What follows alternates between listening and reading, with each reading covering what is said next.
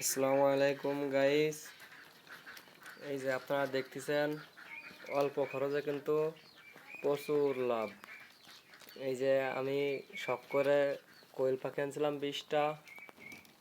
এখন পাখি সবগুলাই ডিম পাড়তেছে। আল্লাহর রহমতে পাখিগুলো খুব সুন্দর আছে।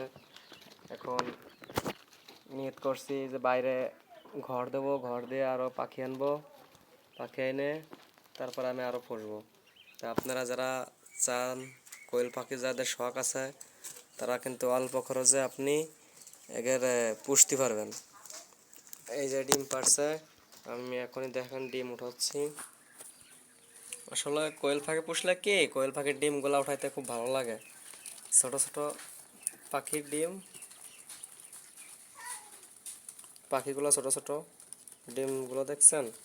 এই যে ডিম, এই যে পাত্রে রাখতেছি, একটা পাত্র আনছি ওদের ডিমগুলো ওঠানোর জন্য। একটা পাখিও অসুস্থ ছিল, সেটার এখান থেকে সরাই নিয়ে গেছি, এখন সেই জায়গায় নাই।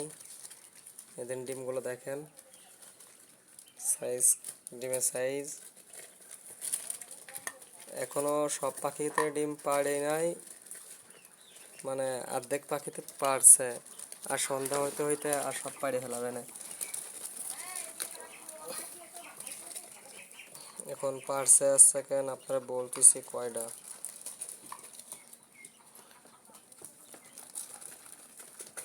এখন মোট সব পারছে ডিম এই যে 1 2 3 4 5 6 7 8 9 10 11 12 13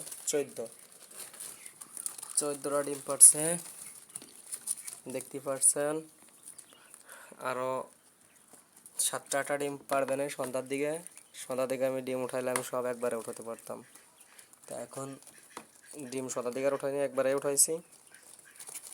অনেকটা পাখির পেটে ডিম আছে, অনেকটাই পেড়ে দিছে, দেখতে পারতেছেন। আপনারা যাদের শখ আছে আপনারা তারা এই রকমের পুষতে পারেন।